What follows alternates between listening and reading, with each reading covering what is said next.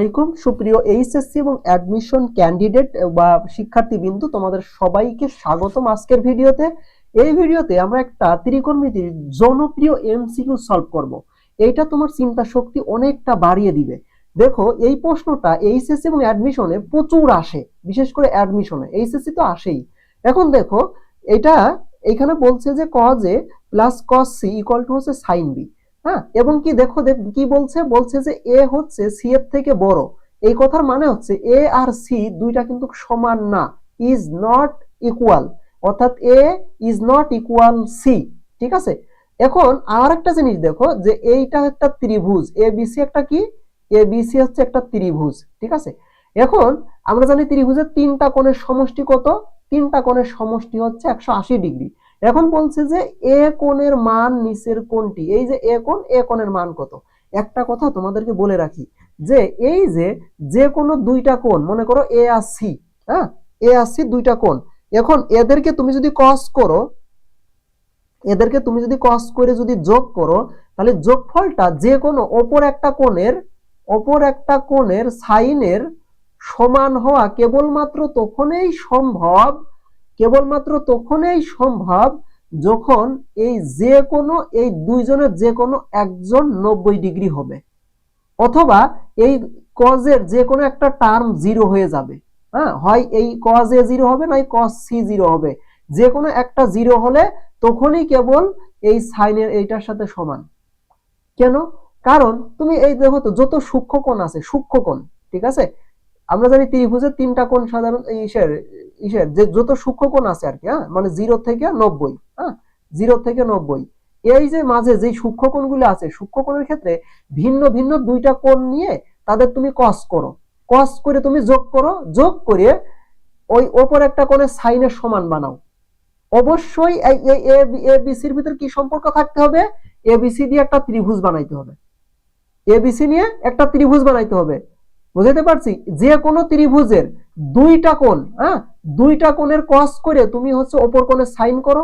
একমাত্র তখনই এটা সম্ভব যখন এই দুইজন, এই অপর এই যে দুইজনের কস করতেছি, এই দুইজনের যে কোনো একজনেরকে কি হতে হবে, যে কোনো একজনকে হচ্ছে 90 ডিগ্রি হতে হবে।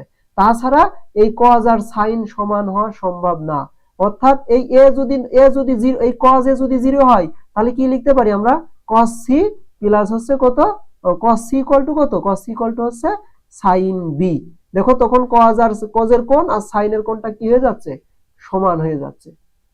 এইটাই একমাত্র সম্ভব। তাছাড়া এই দুইটা যোগ করে এই যে অপর সাইনের, এই যে অপর কোণের সাইনের সমান হওয়া পসিবল না। কারণ তুমি সূক্ষ্ম কোণগুলো, তুমি যে স্ট্যান্ডার্ড কোণগুলো আছে বলো তো, 30 ডিগ্রি আছে, 45 ডিগ্রি আছে, তাই না? তারপরে কত আছে? 60 ডিগ্রি আছে। এই মানগুলো তো আমাদের জানা আছে। সেই মানগুলো হিসাব করে তুমি বসাও, দেখো তো cos a R cos c যোগ করে sin b সমান বানাতে পারো কিনা।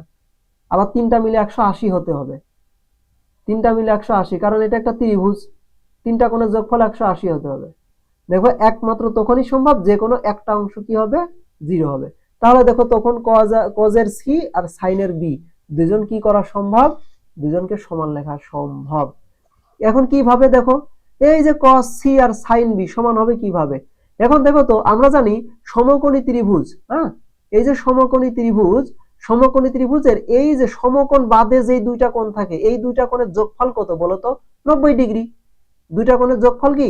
90 ডিগ্রি। আর আমরা জানি তার মানে এই যে বি আর সি, এই দুইজনের যোগফল কত হবে? এই দুইজনের যোগফল হবে 90 ডিগ্রি। আর আমরা জানি যে দুইটা কোণের যোগফল 90 ডিগ্রি হলে cos আর sin সমান হয়। যেমন cos 30 ডিগ্রি আর হচ্ছে sin 60 ডিগ্রি পরস্পর কি সমান, দুইটার মান কি সমান না? ঠিক একইভাবে দেখো cos c আর sin b সমান। কেন? কারণ এই বি আর সি এর যোগফল কত? বি আর সি এর যোগফল 90, আর এই এ কোণটা একাই 90। তাহলে দেখো এই তিনটা কোণের যোগফল দেখো এখন আবার 180 ডিগ্রি হচ্ছে। বুঝতে পারছি? তার মানে একমাত্র যখন এইরকম শর্ত খাটবে, কেবল সেই ক্ষেত্রেই এই জিনিসটা হওয়া পসিবল। তার মানে যে কোনো এই এ আর সি দুইজনের যে কোনো একজন কি হতে হবে? 90 ডিগ্রি হতে হবে। এই যে এর মান নিচের কোণটি, এর মান নিচের কোণটি, এই যে 90 ডিগ্রি, সম্ভব আবার 90 ডিগ্রি। এখন এইটা তুমি যদি হচ্ছে যে cos c plus cos d ওই সূত্র যদি এখানে অ্যাপ্লাই করে যদি ম্যাথ করো তাহলেও হবে। এ কে সি ধরো, সি কে ডি ধরো, cos c plus cos d এর যে ফর্মুলা আছে না, সেটা এখানে অ্যাপ্লাই করো, দেখবে যে হবে। বুঝতে পারছি? আর এই যে সাইন বি, এটাকে সাইন ইন্টু হচ্ছে বি বাই টু, হ্যাঁ, sine two into B by two, তার মানে কি সাইন টু বি।